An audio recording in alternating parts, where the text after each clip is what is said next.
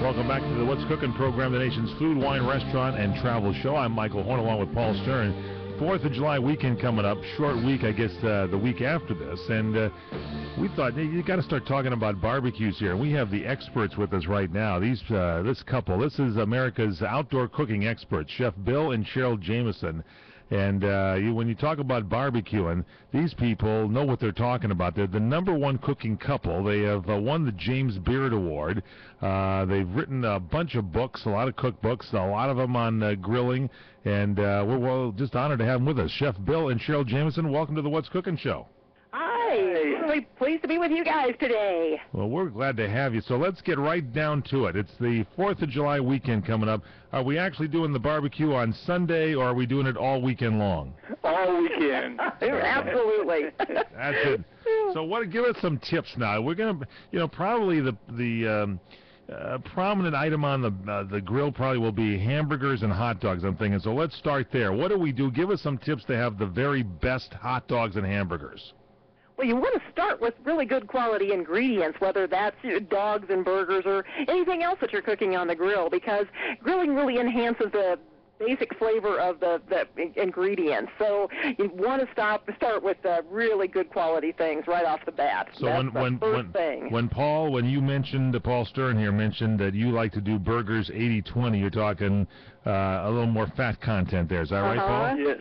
I do like that fat content. Is that okay, especially when you're outside on the barbecue? We think so. We say, yeah. Absolutely, in our minds. Yes. Now, it keeps the burger juicy while it's cooking. You get a good crispy exterior, plenty of meat juices in the center. Oh, my goodness, that's the best way to have a burger. I totally agree. But let's say you happen to buy one of those bags, the sacks of burgers, because you got a huge family coming over, Aunt Martha's going to be over with all the crew and everything. And so how do you keep those burgers? That's a real trick, because those are kind of pressed together quickly. And while they may be a third pounder or half pounders or whatever, how do you keep them juicy? Well, you be sure to cook them at the appropriate temperature. A lot of people think that, a grill fire is a fire is a fire.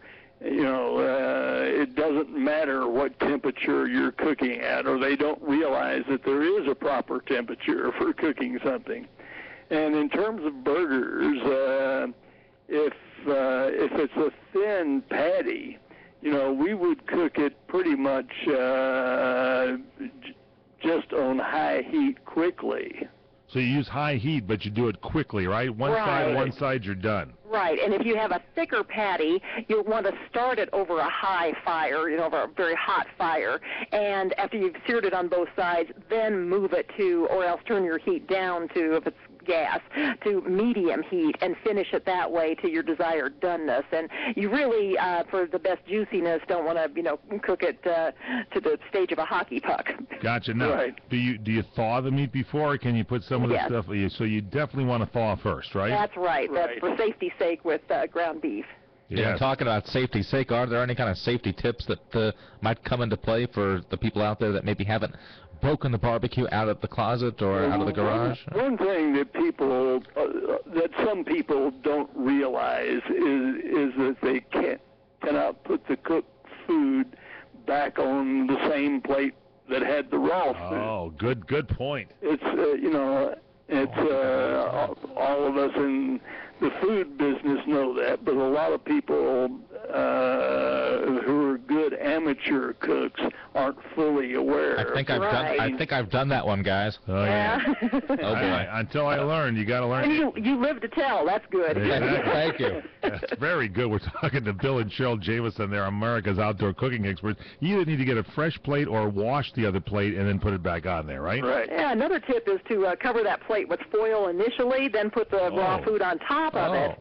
Then, when you go out to the grill, you can put the food on the cooking grate, you can wad up the foil, throw it away, and then you've got a clean plate under that. So that's another way you can do that and save yourself washing a plate. All right, tips on hot dogs. How do you get the best hot dog off the grill? Oh, I like that done over. Yes. A good sausage.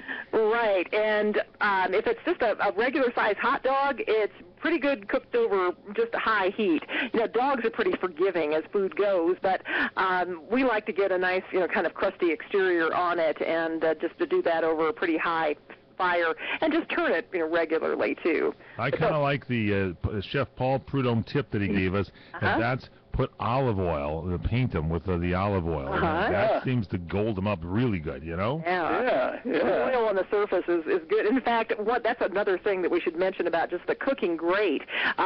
People don't realize necessarily that they should oil the cooking grate before you start, and that's when you get food sticking all over the place and things falling apart. So once you've got it, warmed up, then do a quick spritz of, like with, you can put oil just on a paper towel or an old dish towel or a brush that you don't mind getting the edges singed, or silicone these days is a great thing to use if you have a silicone brush. What about those hot dog, those little bags or whatever they call them, little wire baskets that you can put the hot dogs and the hamburgers in? Do those things you work? don't need it. Yeah, right. You don't like that, do you?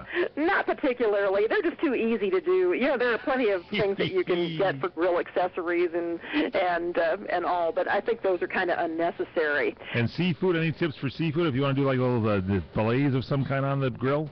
A lot of people don't realize that seafood can take high heat. They cook it at too moderate a temperature.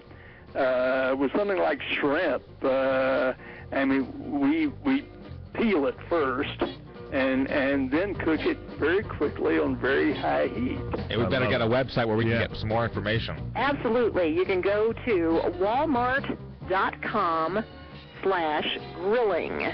And that has our recipes, walmart.com/grilling. All right, our Chef, recipes and lots of grilling tips, too. Great. Chef Bill and Cheryl Jameson, America's outdoor cooking experts.